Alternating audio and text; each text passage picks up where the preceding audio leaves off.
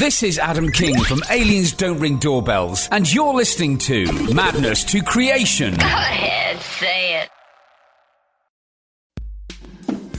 Welcome to the Madness to Creation podcast, where self-care and music merge. This is Maddie. How are you?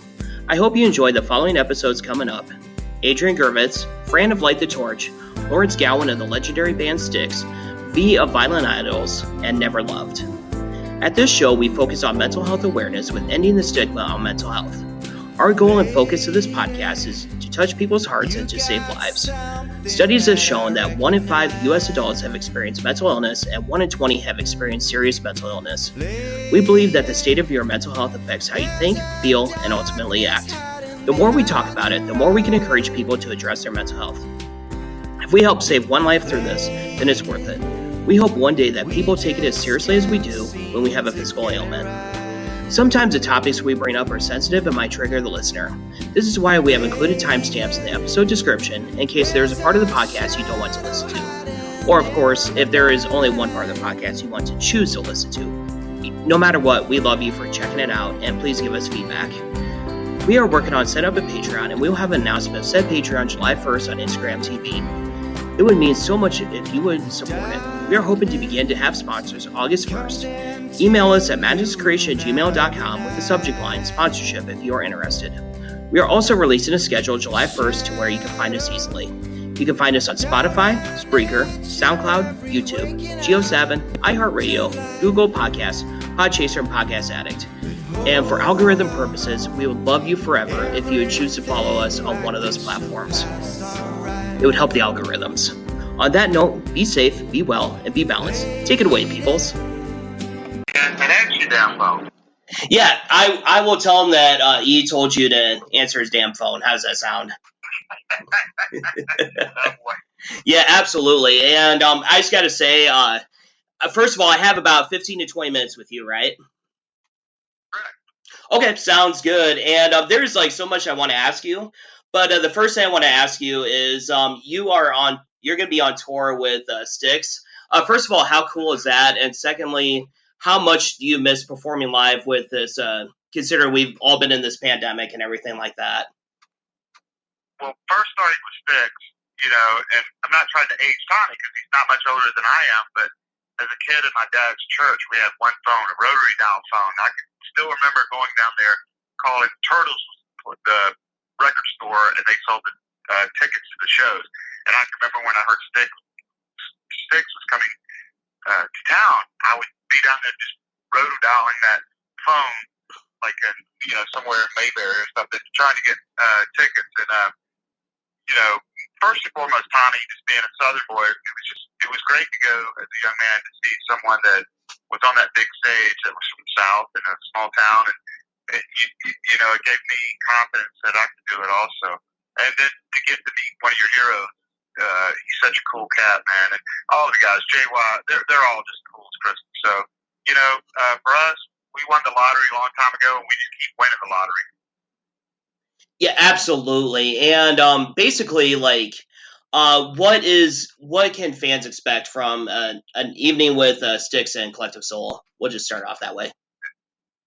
Say that one more time. I apologize. Oh, that's okay. What can fans expect from an evening with Styx and Collective Soul?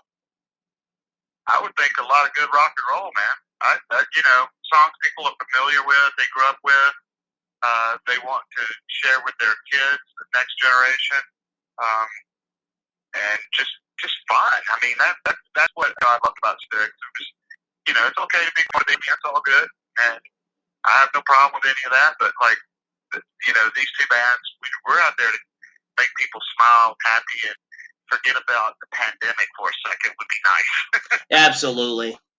I would definitely agree with that. And speaking of the pandemic and stuff like that, was it kind of, I'm trying to word this correctly. What was like the biggest thing that you learned about yourself, personally and professionally, when we were all quarantined, we were all locked down, and there were no shows happening, where life really slowed down for us?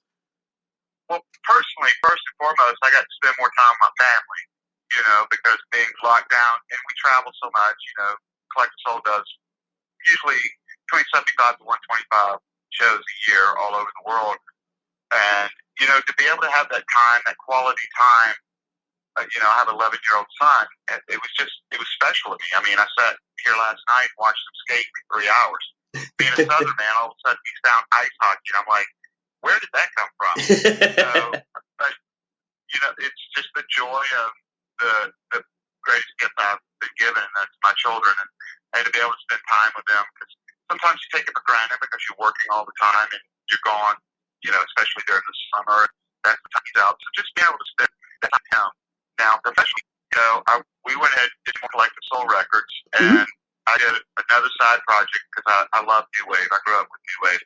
The Cars, that's my favorite band of all time.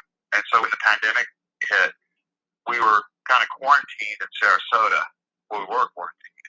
So for 3 weeks, I was like, well, let's make another band up. So we did a record called, when we named the band Alien Attitude.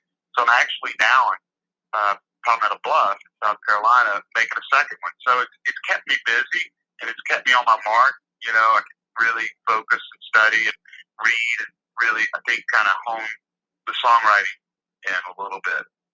Absolutely. And what was so special about the Cars to you? Like, what are a couple of your favorite songs, and how did they influence like your music and your songwriting, so to speak? Well, I actually saw them open for Foreigner, of all things.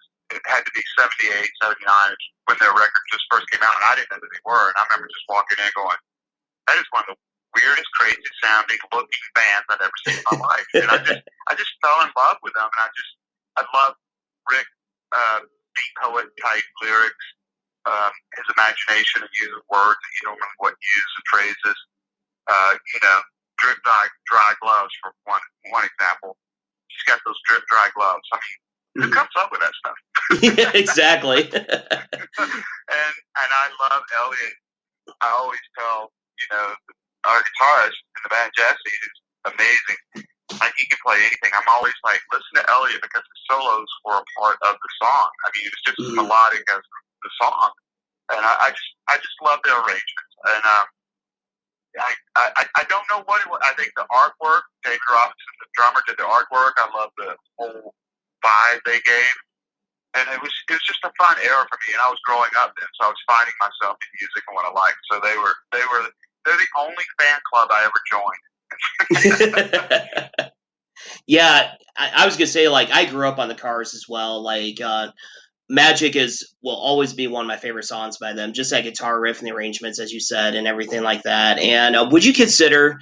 Honestly, I'm working on writing a book called "Lighthouses of Darkest Distances: How We in the Music Industry Get Through Times That Are Difficult." Kind of what it's going to interlude to this question I'm going to have for you.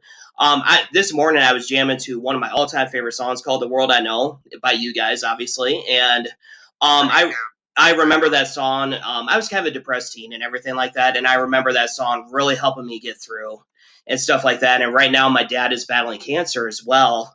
So I'm so sorry to hear, man. Yeah, my prayers are with you. I really appreciate that. And that song got me teary-eyed this morning. I'm not gonna lie. So, how has that song impacted your fan base? And did you ever have fans? I'm sure you've had fans come up to you and say that song really helped me get through difficult times. So, what's that feeling like?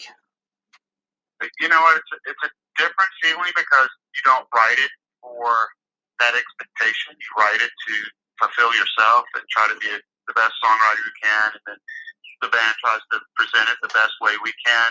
And it's very humbling. I mean, it really is. And I have to remind myself, like, Elton John's my favorite artist of all time, bar none, zero. There's no other artist that even comes close as far as I'm concerned, between him and Bernie, the songs they wrote. And when I first met him, you're just kind of like, man, your songs just got me through the day. I've never been a depressed kid. I lived a great childhood. I've been a blessed man. But man, it just made me feel good, and it inspired me. So I have to remind myself that I also feel the same way that people feel about songs I wrote, because sometimes I get a little too aw shucks about it. Oh man, that's what the beauty of music is, and it doesn't have to be The World I Know. It doesn't have to be Shake It Up. It doesn't have to be Leave On. It could be people find their release from music, any song and any melody and lyrics out there, man. And that's the power of music.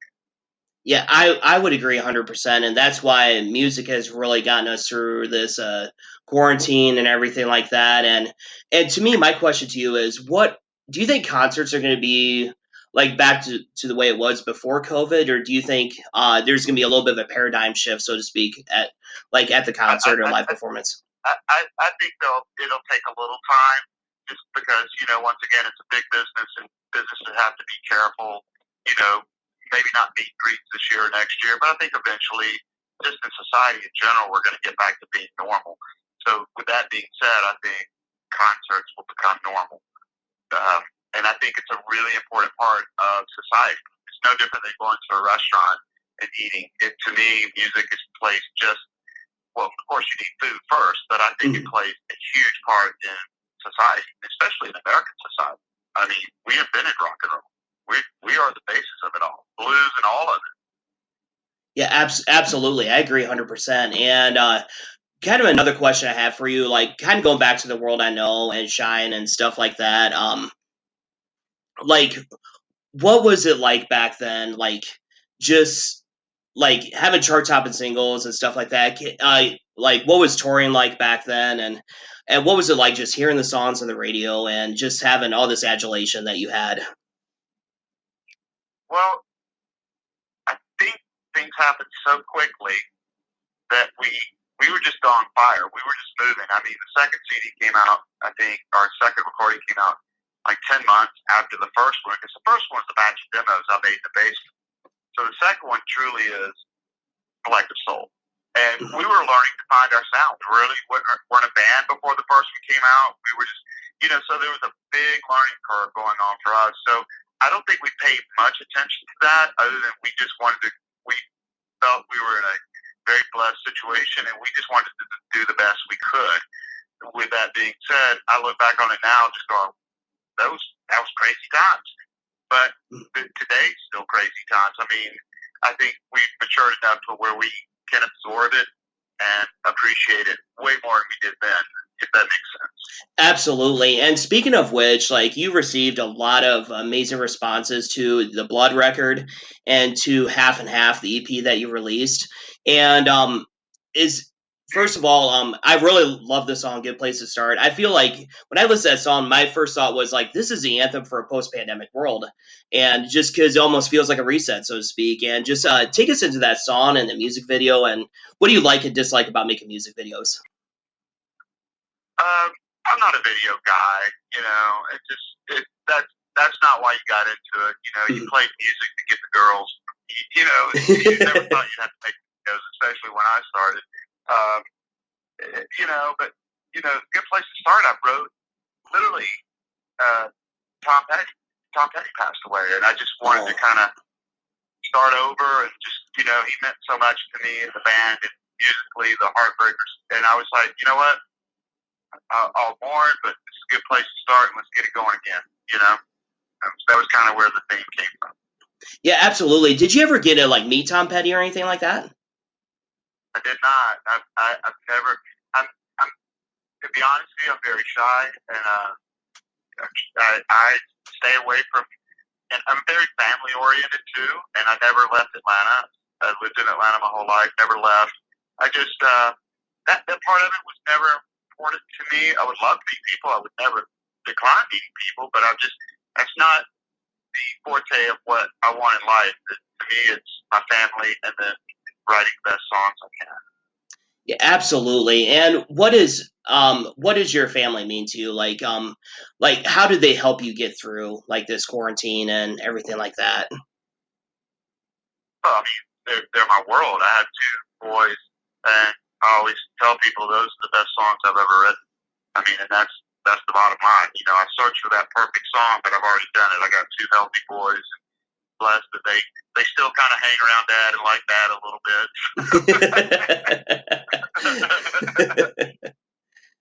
But I mean, that's my source of energy. I mean, that's it. It's that's the source. That's why I wake up every morning. I love having them around and just being able to, hang with them. They're just fun kids, man. Yeah, that sounds good. And what is like What is like your favorite quality about them? Like, are they funny? Are they smart? Are they musically inclined? What is it? Well, my oldest, I would say, has one of the best hearts of any human I've ever met. He is absolutely just the most caring, giving with anybody, whether you're old, young, or anything like that. I just so admire him for that. And my youngest is the most daring. And I kind of admire that too. Like, let's go for it, Dad. You know, so I have the yin and yang on my side of the family over here. Yeah, that's awesome. And just kind of a couple more questions before we wrap this up, because I know you have other interviews and everything like that. What is your favorite song to perform live? Like, if you let's say somebody's never been to a Collective Soul show and you can only play one song for them, what song would you pick? The whole set. The whole set. Okay, fair enough. And lastly, do we expect any new Collective Soul music coming up, or are you guys gonna still promote Blood and Half and Half? We'll promote Blood, and then, like I said, we have 2 albums in the can, so we get adventurous and we'll play a couple of new tunes, you know. But at the same time, you got to be careful. You don't want people coming. You don't want to play something people are like, "What's that? Who's that? Where'd that come from?" So we'll try to sneak 1 or 2 in during the set. That sounds good. And Ed Roland, Roland, it was such a pleasure and honor to talk to you for the Madness Creation podcast. I can't thank you enough for being so gracious, taking the time. Thank you, Maddie, and give Don ride it a little bit for me. Oh, I certainly will. Thanks, buddy. All right, thank you. We'll talk to you soon. All right, see you, all right. All right, bye-bye.